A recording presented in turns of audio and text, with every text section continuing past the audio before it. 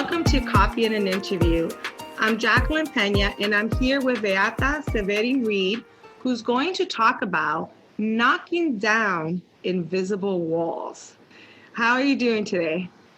I am excited to be here. Thank you so much for having me. I cannot wait to go deeper in this awesome subject because who does not have invisible walls within? Yeah, actually, and that's exactly why I thought this was such an important conversation to share with others, because I think we all have invisible walls. We create invisible walls. We let people push us to create invisible walls, and it's really hard to knock them down, to acknowledge them and to knock them down. So I thought this conversation would be helpful for any listeners who can now think about those invisible walls and how to knock them down. So thank you for joining us for that. I'm going to stop talking about invisible walls and let you do the talking. Tell us about this concept and why you're so passionate about knocking down invisible walls. What's your story? So to get to the invisible walls, you have to know a little bit where I am from and where these walls started, where they were built at first place. So I know I cannot hide it. I do have an accent, so I'm not from Colorado, where I live right now. So I'm from Poland. Now you know my secret. I was born and raised in Poland, and you call it in US behind the Iron Curtain, so during the communism. So it was the first time when I experienced mentally, because the walls were not real, but there were walls around my country. We could not, I was the youngest of four, so there was still not enough money at that time to travel. But even if you would like to travel, you couldn't, because the Soviet Union were there and there were all these restrictions, and basically it was about the government knew better what is good for you. So they were, directing people's lives. And these walls, for me, I was small and I did not understand that. Yeah, but I always was curious, like, Mom, there must be something else. Mom, the world must be bigger. There must be something better than here. Like, I was little, but my mom said that it's what I was talking, like this old grandma sometimes she said, yeah. So like, how kid knows that? I don't know, but I was reading a lot and maybe my imagination grew, and I always wanted to go and see the world and do something different. And because I knew that what is going on in my country is not good for anyone, I knew that I want to create some great positive change. I had no clue what does it mean. The words were like, I don't know, Mom. I just want to do something. I don't want to be stuck here. I was living also in a little village at that time. So I had these big dreams, but the walls were there. You could not cross them. Anyway, so I was growing up. I was 7 at that time, and still having this deep knowing that there is something else. And one day when I grow up, I will go and see and do something awesome.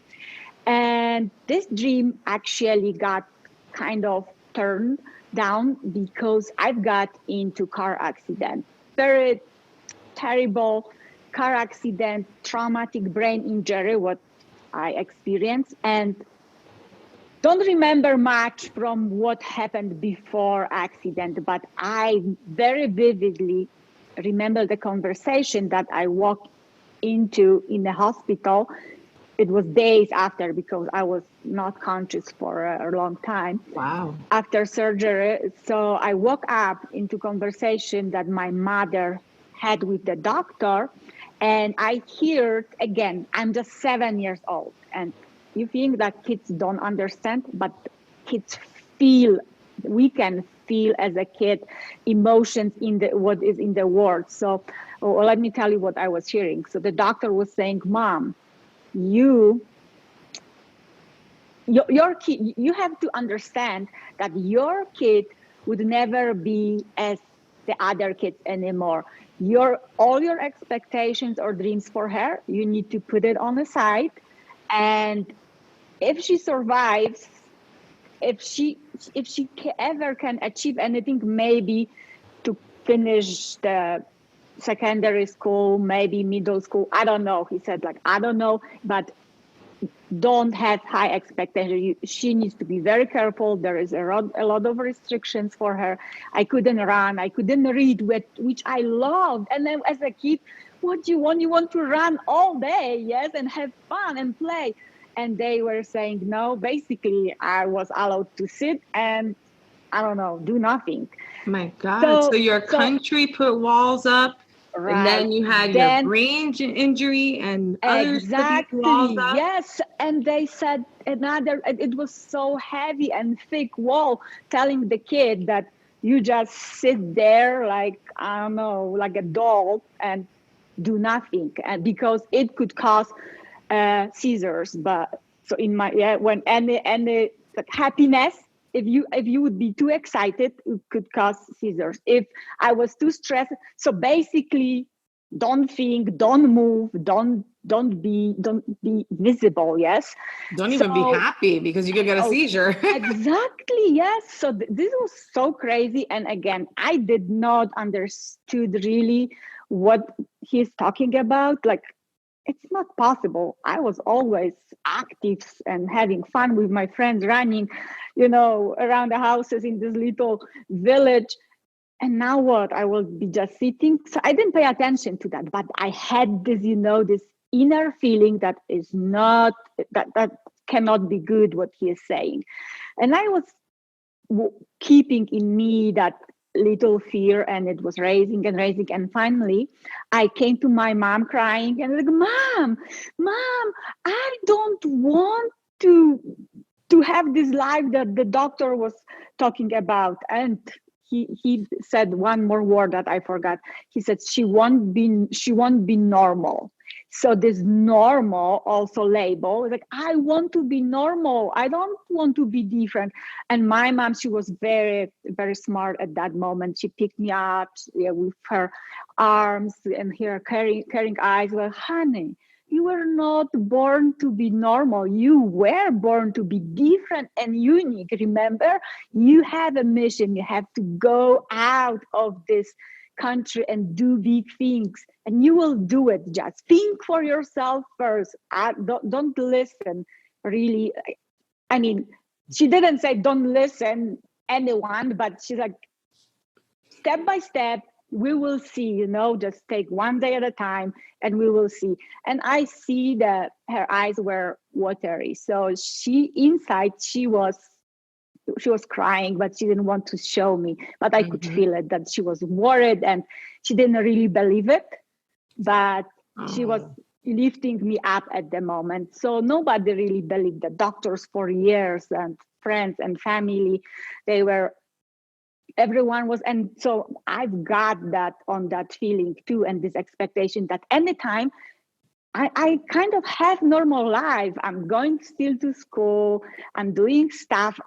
When nobody was seeing me, I was stretching the limits. And so I was running. I secretly was watching TV, reading the books. So I was, pushing and breaking these walls, like, bricks by bricks. I was taking this off, but I was still scared that what if I take one more and on the other side, something bad is gonna happen. And what they were saying is right, that I won't have normal life.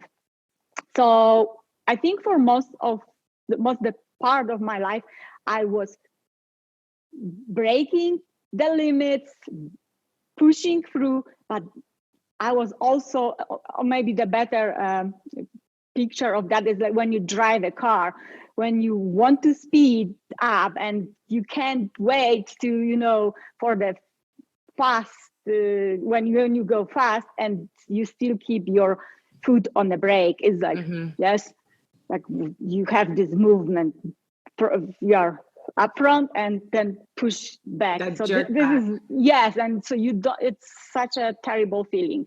So I feel like I was living that for a while. And so what are these invisible walls for you people? For me, it became, first of all, the culture, the country, my parents, my family and friends, opinions of me, expectations, the doctors, yes, opinions. And, you have to learn that the other people's opinions are none of your business. You have to do you. And it's what I had to learn in my life, that no matter what they say, even it takes me longer. I was, putting one foot up front of the other, day by day, step by step, taking the walls down.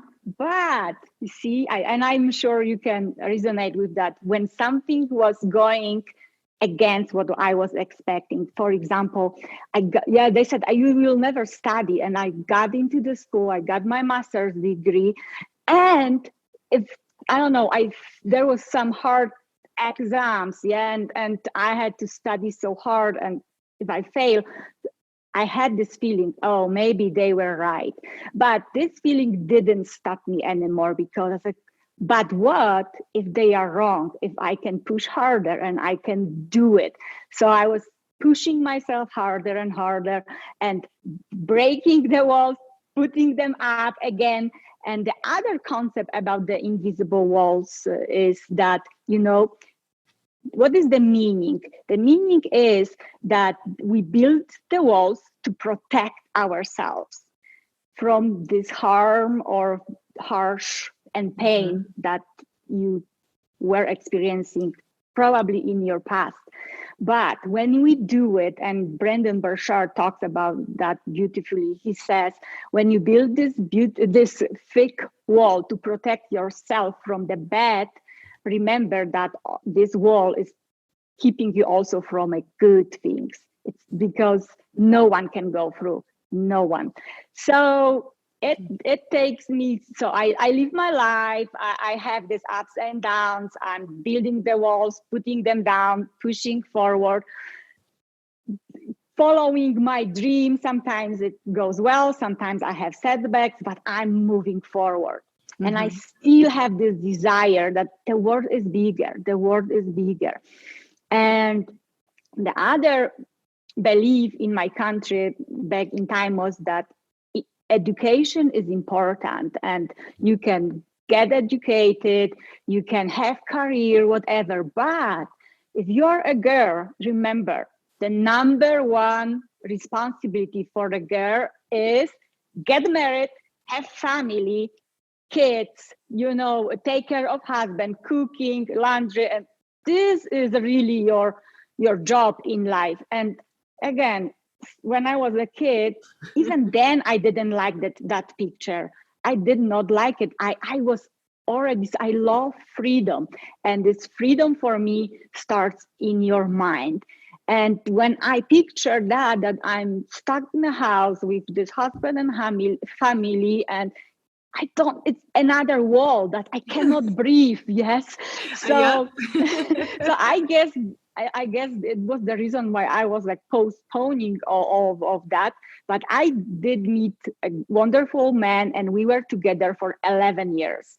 Oh, and wow. This is the other invisible wall that I built it. I understood it later on. So I had this beautiful man. We were happy and upset. We started early. We were in our 20s for 11 years. It's almost like marriage. And at some point, I noticed that I have these big dreams about seeing the world, and he is not much into it. So you have the signs that you are growing separately. And how many of us is doing that? We were growing separately. He had his dream about staying in this small town, small village, having a family, he had small business. And I was like, oh my gosh, but if you just once, I was already, because of my university, I was able to visit US. So I had a taste what the world and freedom out there is. I said, if you just join me once, we would go there or any other place, I'm sure you will change your mind. And he was very clear, like, no, I don't want to travel. I don't want to live anywhere else. It's what I want. And I still, because I like to push, yes. So, and I like to convince other people to my ideas, especially at that time. I don't know if you hear, but sometimes they say that Polish, we are a little bit stubborn and feisty. So I guess I was, I was for sure at that time and very strong with this skills. Anyway, so we are together planning the life. So me, at that time, I'm dreaming about totally different life, but I'm suppressing myself to what is, because it's what I was told.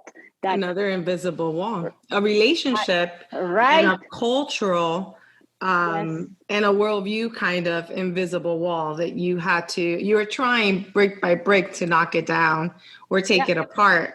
But it wasn't as easy as you thought it would be. Absolutely, because again, your invisible walls are your beliefs, assumptions, expectations of others on you, and you should be, not who you are, who you should be by certain time in your life or by certain, a certain age, and how that marriage should look like, relationship looks like. And I knew it deep down. I knew it, that is not what I want, but I was already grown up, and when you are a kid, you don't believe this, words, but then it sits in you, so that patterns, the thinking patterns and beliefs and the stories that you were told about how you should be and how you should live, sometimes they are stronger than you would like them to be. And so we are having this relationship again. Sometimes it's great, sometimes it's not. I'm dreaming still secretly about this beautiful, open, freedom, big word. And he's saying no. And I said, okay, so I'm gonna go one more time to US. And it was just for the summer, like work and travel trip. And then I will come, we will get married and whatever. And he said yes. And then, so I left, I came back, and I already felt that something is wrong. But, it's like a marriage. Sometimes, we have better and worse days, and it's okay. Okay. And so relationship issues. You felt those issues. Right. Yeah, we all have them. But again, pay attention to your own feelings, because I knew it deep down that we are not on the same page. And I knew that I'm quitting on my dreams just to stay there. Why? For my own protection. Because when you have husband, you have someone, man or partner, it's like a safety and security. And, I believe also there was another, I hear that too in US, that, there need to be someone to take care of you when you will get older. Yes. Yeah. So we do talk a lot about that, and also don't be alone, and you don't want to grow old and not have children and not be married. And yes. So it's the stories that are put on you and that build the invisible walls. But to make the whole story short, I moved, I got a great offer, a job offer and career, and I was still focused on making career at that time. And I was close to my 30s already. But I said, okay, it's my great opportunity to go. I got an offer from in a capital city, Warsaw, from a small village.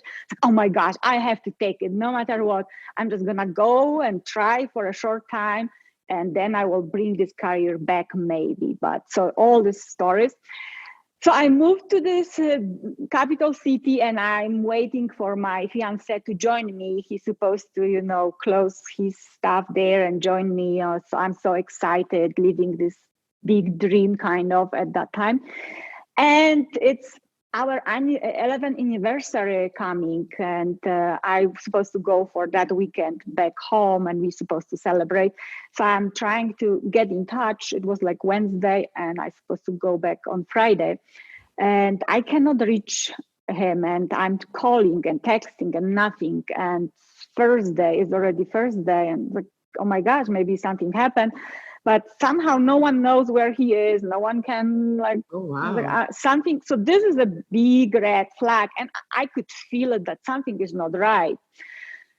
So finally, I left a voicemail like, "What is going on? I'm coming back home tomorrow. Let's talk. I know that something is wrong." And I didn't hear. And late in the evening, I got a text message, which is silly, but yeah, text message. "You don't have to come back ever. I'm with someone else already. We are done." So, Wow. Via text. yes. So he No, knocked down the relationship wall. You didn't have to do that work. exactly. Yes. I mean, he actually did a favor to me, but at that time when you are in the messy situation and you feel like you were hurt, your victim mentality kicks in, and Mm-hmm. I got so hurted, and the pain was so big that it took me into depression for a couple years. All the fears from my childhood and all the young adulthood were there. You are not enough. They were right. You cannot have normal life. You'll be lonely till you die, or maybe you should die now. All these fears were Oh, so wow. strong. So when you're scared, you even when you're outside and you get scared, you run back into your house because it's your safe place. So I got so close on the inside, and I built this thick wall, protection, invisible protection wall, that no one could get there. I felt lonely because when you are, locked behind the walls, you feel lonely. It's painful. You feel not understood, but also no one can go through. So I was in this big city. I had these opportunities. I could meet new people, but it didn't happen. I just was going to work, coming back home, crying till I fall asleep, putting the happy mask in the morning, because you go back to work and you serve people. I was in a hospitality business, so you have to make them happy.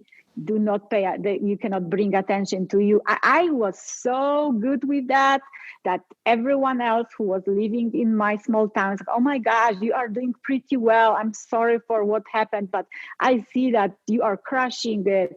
And I was like, yes. How many times do you pretend that you are okay, but inside you are dead? There is no feelings, you're empty. And no one can even say, because you got so good in pretending. Yes. Yeah. Yeah, you brought up some great points, because one point you brought up already in your story is that even if you knock down or take apart a wall, those bricks can Yes. come together to create a new wall. And Absolutely. multiple walls, bricks from multiple walls, can combine forces in certain points of our lives and create an even thicker, stronger wall that's harder for us to get through. But you also made another great point that if we can't get through, right? So that's our invisible wall is holding us back. But then we Right. get very lonely because no one can get through to us either. Right. And that's another situation that we face when we build these invisible walls, don't acknowledge them and don't knock them down. And then the last point you were making now in this part of the story is the fact that we have invisible walls, but we get very good at wearing these masks that make us look like we are okay. Right. There are no invisible walls. And it makes it hard then for us to find the strength and get help, to know that we're not Absolutely. alone, and help to knock down that wall, take it apart Absolutely. brick, or knock it down with a big hammer all at once. Yes. I just want to add that because this story is so long, I'm going to take you further. So I'm not happy there, and I'm in this depression, dark place. And one day there's always a day for everyone. Enough is enough. Yes. So it's like, I can't stand you. I'm looking at the mirror. It's like, I can't stand you. I would not like to be around you anymore. And you are around you 24/7. If you don't like yourself, who else is gonna like you? If you don't like to be in your presence, who else would like to be in your presence? We are energy. We spread this energy around. And if it's so much of unhappiness, don't expect that nice people gonna stick around anyway. So I made a decision that I'm not happy there, and I'm gonna go back and heal for a year to United States. It was 2011, 10. I decided in 2010, started making steps towards that big move. And in 2011, I landed in United States, Colorado Springs, where I used to be happy. And I highlighted it. I used to be happy. So air quotes. right, because you know how many times we lost a job, we maybe loved one, or like my relationship ended, and maybe marriage ended for you, or friendship, whatever. And you think that if you could go back to the same place, you would be happy because it was your happy place back in time. So I'm here, I'm with one suitcase, starting my new life for 1 year, and have great job and friends that I used to be friend with. And you know, everything this is sounds like not right again. It's not right. And I don't like my job, and I don't even like to be here. And then I discover and build it new. Oh, it must be my accent. People probably they don't like me because of my accent. So I started putting these beliefs that okay, I will just stick with those who already knows me because they are used to my accent. So I don't have to, you know, pretend or, you know, what. I just felt that I don't belong. I don't belong, and I again don't deserve. And how is it possible? I came here to across the ocean to heal, and all these fears, doubts, and limits that I had back at home are with me, because wherever you go, there you are. If you don't take care of your fears, about your doubts, about your beliefs and stories that you created through all these years, they're gonna follow you. You have to face them. Otherwise, the other way, they're always gonna be there for you. Yeah, you make an excellent point, because sometimes people think I'll quit my job and I'll be happy. I'll leave that person and I'll be happy. I'll move to this state or this country and I'll be happier. And we don't realize that the wall comes with us. Absolutely. And we have to take care of something bigger. It's not just make that change. We got to knock down that wall. Absolutely. And there is this, I think maybe you hear that, when, I don't know, when I will do this, I will be happy. When I move there, so this is this when, if trap. And it's not about that. It's again what you just said, these walls. You have to, and how to break these walls down, yes, like, or how to make them maybe thinner at the beginning. You have to start with thin. And it would happen to me. I was so unhappy in this new place with, oh my gosh, so many opportunities. United States, how many people dreams to just visit, and I was living here and not enjoying what the life was presenting, like right up here, up, it was just under my nose, yes, and I did not see it. So I decided, and I hope if you are in that dark place when you feel lonely and isolated, that sometimes seeing from the inside is not enough. The, you know, naming the labels that you have inside you is not enough. You have to have someone outside of the wall who will tell you or help you, give you a hand and name what is keeping you behind that wall. So please find a mentor, coach, counselor, whoever you need, or friend, that real friend, because friends that are just telling you what you want to hear to make you feel better, you know, I would question that friendship. Friends are to me are real. They're gonna tell you, Beata, it's what I see is happening? Do you want to hear it? Because if I don't, I won't accept it anyway. But at that time, I feeling so down, moving, yeah, even living in this country, took me on new path. Took me, I hired a coach, and it was my decision that now or never. I was already 30 years old, already, according to my mom, and I didn't like who I became, who I was at the moment, and I knew that I'm not enough for, I don't have enough power to help myself. I need someone else. And this coach, and I went through couple, it's, it's not just that you're gonna find someone. Sometimes it takes couple people till you match. And that lady, oh my gosh, she introduced me to journaling. So we were journaling online, and she very quickly was able to get into my thinking patterns and the stories that I told myself, or I adopted them from others, from the doctors, from family, friends, culture. And usually at the end, still, it's your story that you created. So she showed me, this is your thinking, it's how you operate. Do you see what is your language? Like, not the language that I use, Polish or English, the language inside of you, this little Beata, how nasty you talk to yourself sometimes. And whoever is listening right now, listen, sometimes pause for a second, when especially when you are upset or feeling sorry for yourself. What do you tell yourself? Are the words uplifting?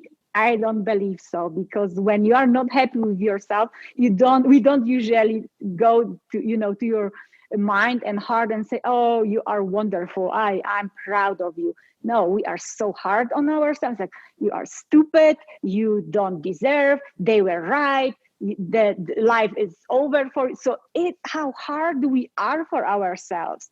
And I had to start there. I had to start inside. And for me, is the mindset is the key. I had to go and see what is going on in my mind and why I adopted this not uplifting stories. And then what can I do about that? So first, what you have to do to knock down the invisible walls, which is all in your head, is to gain clarity. Gain clarity. Where am I? How did I get here? What stories create? Because the stories that you were told and you carry create your reality. So what the circumstances that I don't like at the moment, where they come from? What did I do up till now? So there's a lot of questions that you have to respond to. And then, I call it confidence, but it's not about, being tough and like coming here and talking to you, because it's confident as well. But for me, the confidence that I had to build was stretching, and expanding my comfort zone. Yes, my English was a problem for me, not for other people. So what can I do about that? I had to go again inside my head and see, why do I created this story? And then what I found out, and it's what happened with my clients, because when I was going through that coaching process, it was also when I decided that I want to help other people knock down these freaking walls that we built for years.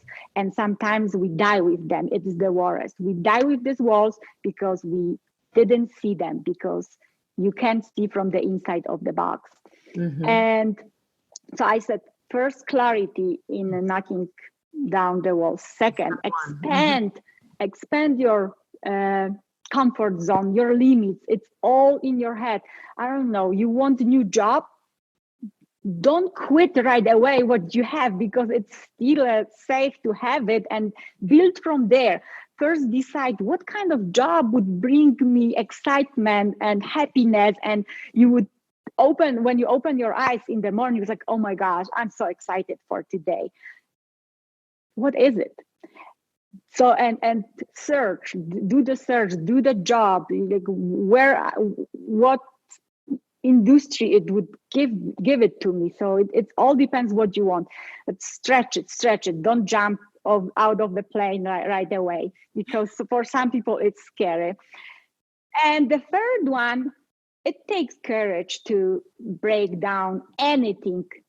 And how about these thick walls that you build it for 30, 40, 50 years, who knows how long. It takes courage. So the third one is take, have courage and take this action steps, because without an action, nothing is gonna move forward. You can get clear on what you want. You can expand your comfort zone and maybe get new skills, new knowledge. Maybe you will even travel. I mean, now you can't travel, but if you want, you can make a plans and even buy a ticket. But if you don't take the steps, if you don't move your butt out of the couch, if I can say that, nothing is gonna happen. If there is no action, there is no movement. And I think the action is not always the hardest, because usually there is the gap between what we know and what we want, and we even think that we are taking action steps. But when you when you are not believing in what your dream is, you're gonna sabotage yourself. So get crystal clear and make a plan. What is this one thing that I want the most in the world? If it's love, become that person. I don't know if you hear that saying. I don't know who said it, but they said, "Man, if you want be loved, or if you want to be rich, if you want to be wealthy, or whatever you want, or whatever you want in your life, you have to become that person to attract that." So this becoming actually is not that physically you do it, but it's your mindset. It's the story that you are telling yourself about your life and you and what is possible for you. And if I can just add one more thing, we all are growing up around, expectations and people that know better what is good for you.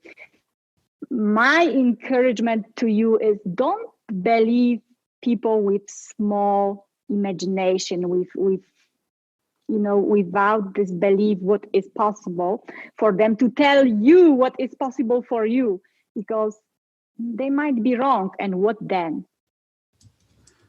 People always gonna tell you what is possible for you from their own experiences. And if they never got to the dream that you have in your mind, in your heart, they will never tell you that it's possible. So I think it's going back to what I said at the beginning. Other people's opinions are none of your business. Go be you and go do you. I like that. That's a good quote.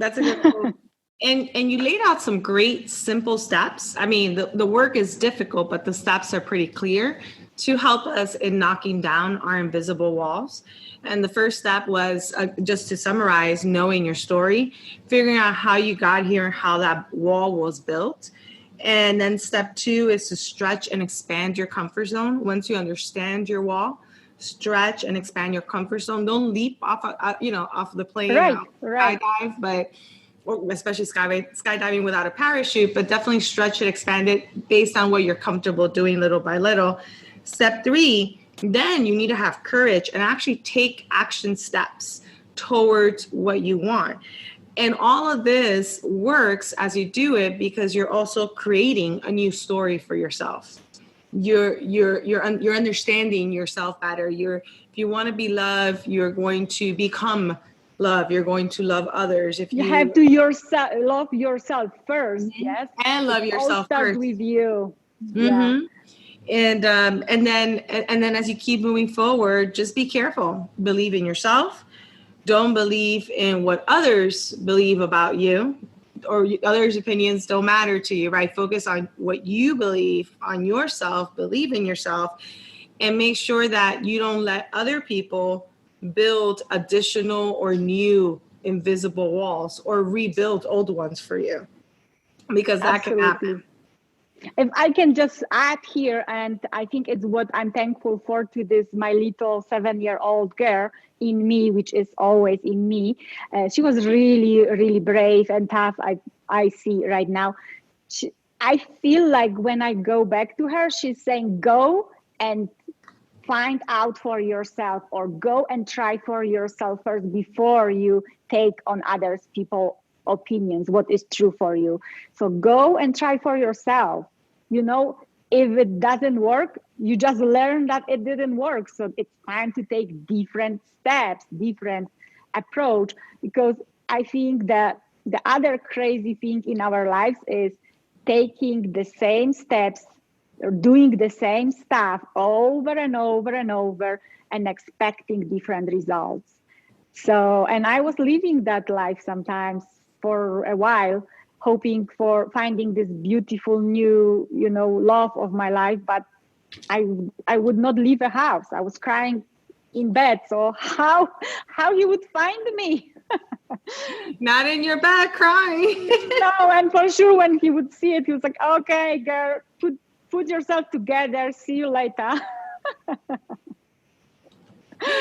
Oh my God. No, but this has been an incredible conversation. I know it's hard to share your story, but you've embraced your story because it's your way of showing that invisible walls can be knocked down, sometimes brick by brick, sometimes with a sledgehammer, sometimes both. Absolutely. And do not ever feel ashamed of your walls. They were there to teach you something, to make you better. And just be aware that they are there, or maybe where, and take care of it. Walls are not there to stop you. Walls were there to teach you something. I believe in you. I hope you believe in you too. So you can do it. Thank you. Very encouraging. So you have me ready to tackle my invisible walls. I have to recognize them first, but you definitely gave me some tools to look at what some of my current invisible walls are and to keep working on dismantling them, breaking them down, brick by brick. I don't know if I can do sledgehammer breakdowns, but definitely brick by brick. And I didn't say this before, but another bit of advice that you did share is that sometimes you can take down the wall by yourself, brick by brick, or with a sledgehammer. In your case, you did reach out to some coaches and found one that really helped you break down some of these walls. And for our listeners, I want to encourage them that if you recognize an invisible wall or two or three, and are struggling with taking it down, knocking it down, that it's okay to look out for friends, family members, or maybe you really can find those who will help you take down that wall, and you might want to turn to a coach or someone else. But my point is just know that you don't have to take down the wall alone, and most of us don't take down all of our invisible walls alone. We seek out help in some way. So it's okay to do that. Just make sure you trust whoever's helping you take down that invisible wall, and that person doesn't hold up the wall by mistake instead of helping you take it down, or doesn't create a new wall. So you want to definitely make sure that that you know that you're not alone and you don't have to do it alone. But sometimes, because like we said, invisible walls, so you might not see them. Mm-hmm. You probably don't see them, but you know how to recognize. You feel it. You feel that something is not right in you. Your body is telling you you are not happy with where you are. You are having this hunger for there is something else. Why I don't have it? You think because you see other people, they are real happy, or maybe they are wearing masks, we don't know, and you think that they have that something that you don't at the moment. So this is the sign that there is probably some invisible wall in you that you need to take care of it. Yeah, thank you. Yeah, that's a good point too. How do you recognize that invisible wall? And sometimes it's not as easy as we think. So this has been extremely informative and extremely helpful for me, but for anyone at any age or any stage of life. And I want to take a moment to see if you had any final words or thoughts, or if there's something you want to share that I didn't get a chance to ask you during this interview. I think the final thought for you is, I love journaling. I mentioned briefly. So I would really suggest you to find 5 minutes, not even maybe 3 minutes, whenever. Lock yourself in the closet if there is too many people in the house. You need this, couple minutes for yourself when you can focus and ask yourself, what do I really, really want? Why two reallys? Because first is for everyone else around you, the expectations and assumptions. And the second, you what Jacqueline wants, what Beata wants. And, feel it. You can feel it in your body. Start just writing. Just write it down, whatever comes to your mind. And second, ask yourself, why don't I have it by now? And the write again, write whatever comes. And the third question is, if I never have it in my life, am I okay with it? Because, when you write this stuff, and really don't overthink, just write, just like you would be writing with your closed eyes. It's just for you. No one is going to see it. You're going to find the limiting stories. You're going to find stories that don't serve you anymore, the beliefs, the thinking patterns. And it's all what keeps you away, the walls that keeps you away from the life that you truly want. And the third question, can I live without? Is it okay if I never have it? Is for you, because sometimes we have these dreams that we think, or they were put on us from very early age, that maybe someone told you that, oh, you need to become a doctor, and you just don't feel it, and you are still maybe studying it, or there is something that is not matching your current you. So why even bother about achieving something that you are not passionate about? And I think so often we are focused on projects that are not really important for us anymore, and we just waste our time. Mm-hmm. I just want to leave you with these 3 questions. And if you are brave, you want to send me your response, I would be so happy to give you feedback. Thank you. And thank you for that last point about journaling and addressing these 3 questions. For all our listeners, on the description of the episode, we do have a list of resources and links, including Beata's information, so that you can learn more about the work she does with knocking down invisible walls, as well as some other resources to help you on your own journey of recognizing and knocking down your invisible walls, including some journals and things of that sort that you could use for this process. Yes, on my website, if I can say, on my website, I do have free PDF, 10 steps for better journaling, when I guide you through my own story, how I was putting down these walls through journaling. Oh, excellent. Thank you so much for making that resource free for us, because that's a great first step to really understand the process and to be able to jump in. So again, resources are listed in the episode description. I hope all of you find this information useful. Beata, thank you for sharing your story, because I know it's not easy. It's been a complicated story / life full of invisible walls that you were able to knock down with sledgehammers sometimes, and other times brick by brick, and sometimes with help of others. But you teach us through your process how to do the same in our lives. So thank you for being here for Coffee and an Interview and sharing these lessons with all of us. Thank you, Jacqueline, for having me here and bringing this important subject, to people's lives, because it's important, really important. Thank you for what you're doing.